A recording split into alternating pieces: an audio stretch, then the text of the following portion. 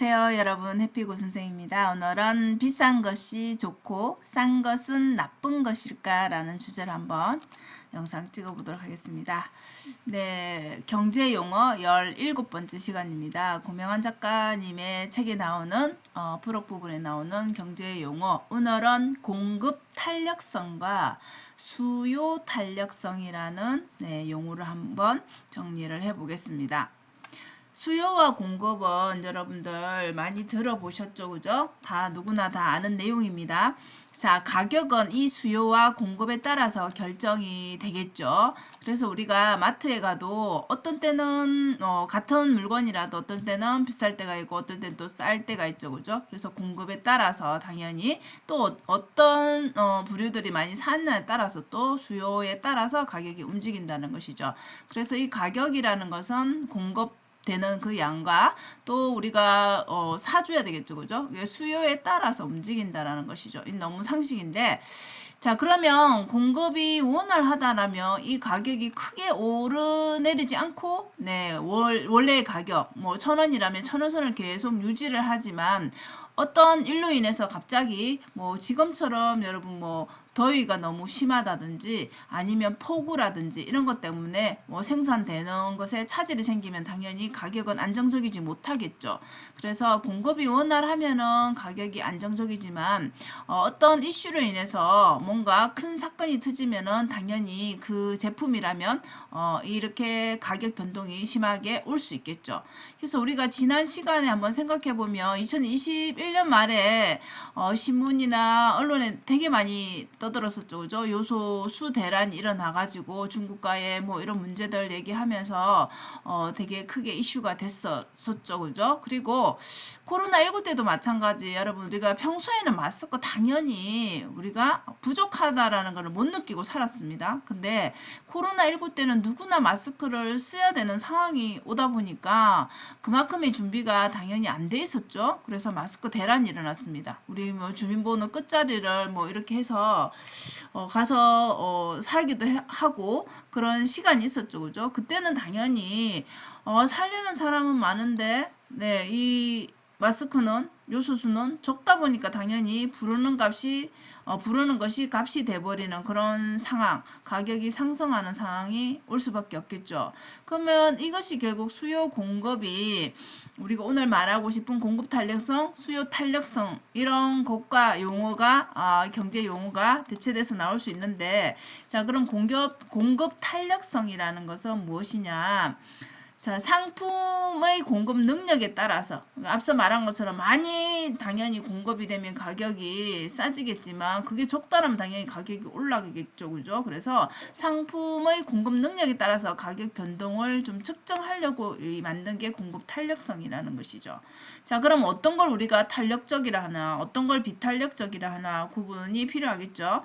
자, 원자재 공급 상황에 따라서 탄력적이 될 수도 있고 비탄력적이 될 수도 있다라는 것이죠. 자, 이렇게 구분하는 거 예를 들어보면 우리가 아파트 같은 거 여러분 당연히 이거는 시간이 많이 걸리죠. 돈도 당연히 많이 들고요. 그러니까 금방 뚝딱 만들어낼 수는 없죠. 그러니까 그 가격하고 가격이 시간이나 노력을 이렇게 다 반영을 해서 가격이 비싸질 수밖에 없는 것이죠. 아파트를 짓기 위해서 시간이 걸리고 돈이 들어가고 인건비나 재료비나 이런 게 많이 들어가죠. 그죠? 기간도 많이 걸리고.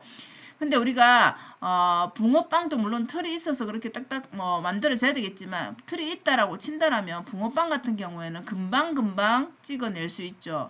우리 아파트를 짓는 그런 노력이나 시간에 비하면 당연히 적게 들어가죠. 그렇기 때문에 가격이 쌀 수밖에 없죠. 이거와 비교를 한다라면 비교 대상은 아니지만 예를 들어서 이렇다라는 것이죠. 그래서 공급 탄력성에 따라서 가격이 결정된다라는 것입니다. 그래서 누가 봐도 이것은 비싸고 싸고의 그런 우리가 정확한 금액을 측정할 수는 없더라도 가격이 형성이 되어지는 것이죠. 자, 그러면은 이제 우리가 이것을 알아야 되는 이유가 투자를 함에 있어서 내가 투자하는 그런 회사의 상품이 있을 거 아니에요. 그죠? 자, 이게 탄력적인지 비탄력적인지를 좀 생각해 볼 필요가 있다라는 것이죠. 비탄력적이라는 것은 우리가 앞서 말한 큰 이슈가 있을 때, 그럼 뭐 전쟁, 앞으로 나올 기후변화 이런 것들을 우리가 다 예측할 수는 없지만, 자, 이런 것에 따라서 큰 이슈에 따라서 이게 우리나라 국내가 될 수도 있고 뭐 세계적인 게 될 수도 있겠죠. 그러면 그 회사가 망하고 또 발전하는 그런 결정적인 이유가 될 수 있다라는 것이죠. 그래서 우리가 투자를 할 때는 그런 것까지도 내가 투자하는 회사가 좀 그런 것에 영향을 받는 것인가 아닌 것인가에 대해서도 생각해 볼 필요가 있다라는 것입니다. 자, 그러면 수요 탄력성은 무엇이냐? 수요 탄력성이라는 것은 경제 수요량이 얼마만큼 수요하는 거에 따라서 소비자의 소득이라든지 가격 변화로 이게 어느 정도 변화되는지를 나타내는 거예요. 그래서 당연히 가격이 상승되면은 당연히 살려는 사람은 적겠죠. 그죠? 가격이 하락이 되면은 당연히 살려는 사람이 증가하겠죠. 반대로. 그죠? 근데 이제 예외가 있다라는 것이죠, 여러분. 근데 우리가 꼭 필요하지 않는 것은 당장 내가 비싼 돈을 주고 살 이유가 없지만, 자, 예외되는 거, 우리가 생필품, 필수품, 정말 이거는 있어야 돼라고 하는 거, 살아가는데 먹고 사는 거에 필요한 것들 있죠, 그죠? 이 필수품들은 안 살 수가 없죠, 아무리 비싸더라도. 그러니까 이것은 고정적인 그 수요가 있을 수밖에 없는 것이죠. 그래서 생필품은 수요 탄력성이 비탄력적이라고 합니다. 그러니까 변하지 않고 이거는 계속 써야 되는 거기 때문에 탄력적이라는 표현을 쓰는 것은 이제 사치품, 그러니까 꼭 있어도 되고 없어도 되고, 있으면 좋고 뭐 없어도 사는데 큰 지장이 없는 것. 내 취미용품 이런 것도 마찬가지죠, 그죠? 그래서 이것은 기다렸다가 가격이 정말 비싼데 지금 굳이 살 이유가 없는 것이죠. 물론 뭐 여유가 있으면 사도 되겠죠. 근데 가격 하락 시에 사도 되잖아, 이런 거는. 그죠? 그렇기 때문에 이런 제품들은, 이런 상품들은 우리가 탄력적이라고 표현을 한다라는 것이죠. 그래서 먹고 사는데 지장이 있는, 영향을 미치는 생필품, 필수품은 당연히 가격에 상관없이 우리가 구입을 해야 되는 거지만, 사치품이나 취미용품은 뭐 사도 되고 안 사도 되는 것이잖아요. 그죠? 그래서 이왕 살 거라면 가격이 떨어졌을 때 사는 게 당연히 좋겠죠. 그죠? 자, 그래서 마지막으로 이게 정책적인 역량, 이런 공급 탄력성과 수요 탄력성을 왜 보느냐? 우리가 지하철 요금을 인상한다 치면 뭐 택시 요금이나 이렇게 요금 인상에 관한 경우들이 이제 나오죠, 그죠? 우리가 우리나라 정책에서.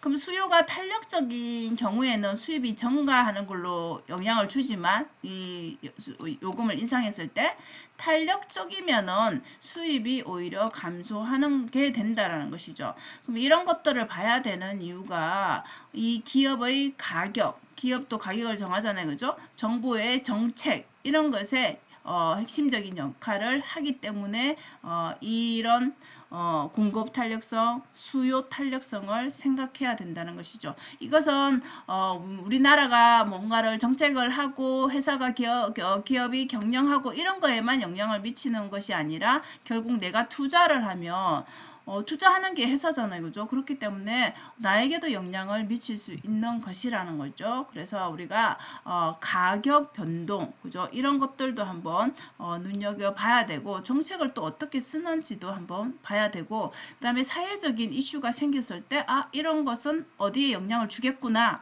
그럼 가격이 이렇게 되겠구나, 이런 것들도 연결할 수가 있는 것이죠. 그죠? 그래서 오늘은 17번째 시간으로 공급 탄력성과 수요 탄력성, 이게 가격과 어떤 영향을 미치는지를 한번 정리를 해봤습니다. 자, 오늘도 영상 시청해 주셔서 감사합니다. 여러분, 오늘도 행복한 하루 되세요. 감사합니다.